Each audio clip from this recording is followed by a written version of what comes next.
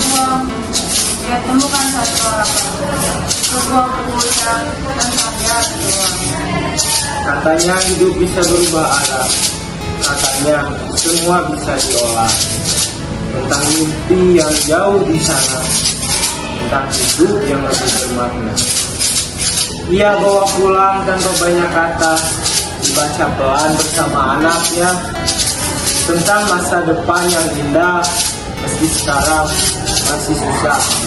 Karena tetap salah, kondisi kita banyak kalau sebelum minta dijaga, ada mimpi yang tinggi. Dan itu terlihat